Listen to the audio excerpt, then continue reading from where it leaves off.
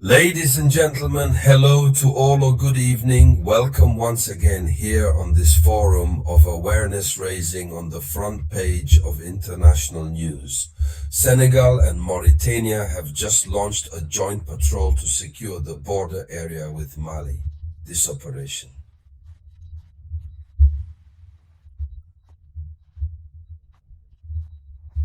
which is called Operation Karangue, which aims to secure the Malian border, was born from the growing concern of seeing a spillover of the actions of jihadists towards other territories such as Senegal, Mauritania. You know, the fight against jihadists in the Sahel has become one of the priorities.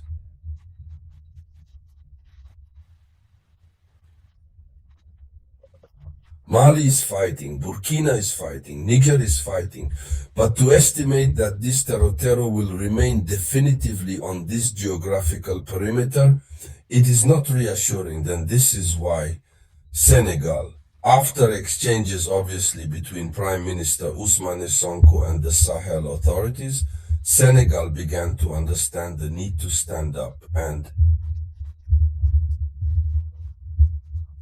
to seek to secure this border and at the same time secure the Malian borders. So a synergy of action begins to emerge. It pleases Africa's sovereignty, and that hurts Western imperialism very, very badly. What is Operation Karangue? In the context of this video conference, ladies and gentlemen, it is this news that we are going to talk about. But before we continue, I humbly ask you to share the video conference. We must share it as usual, share as much as possible to encourage and support our friends in Senegal. This is Mauritania in this fierce and merciless struggle that is engaged against the heteroteros. Let's go into the depths. Then there was the launch of Operation Karangue. This is a response to the terrorist threat.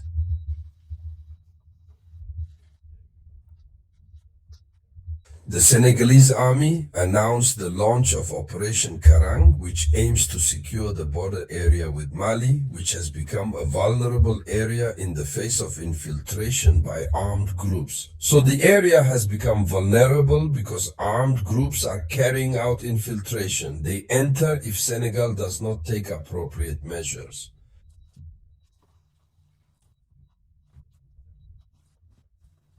What will this lead us to? We really don't want that. This requires sub-regional cooperation. This is why Mauritania also enters the dance, even if in the past Mauritania's position has always seemed to be much more vague in the context of the fight against soil. But this time Senegal and Mauritania are acting together. So what is there to say?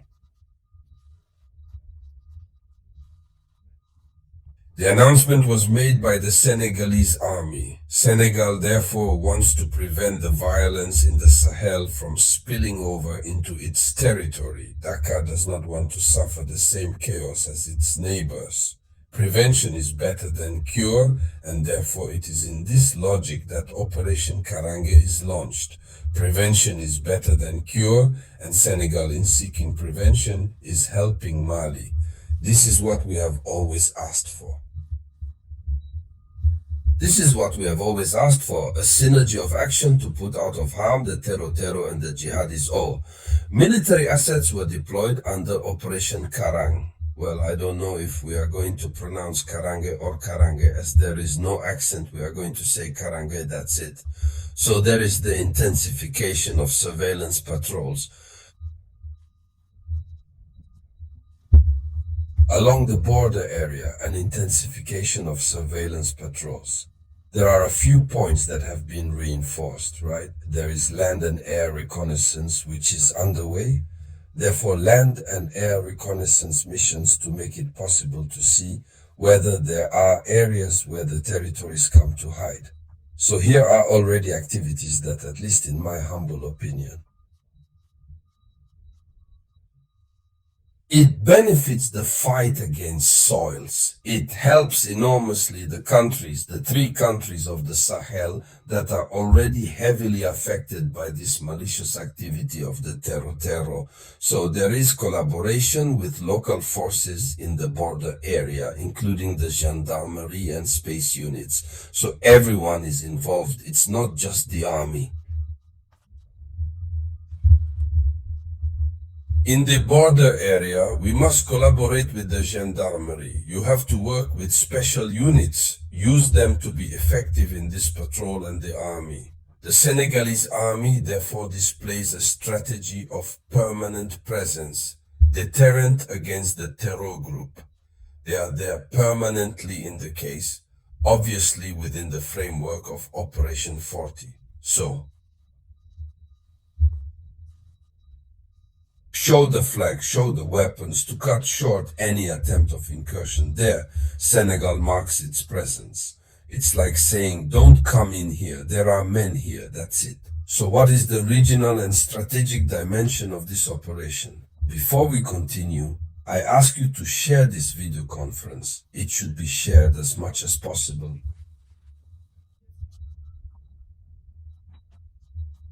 Put a lot of legs, yes.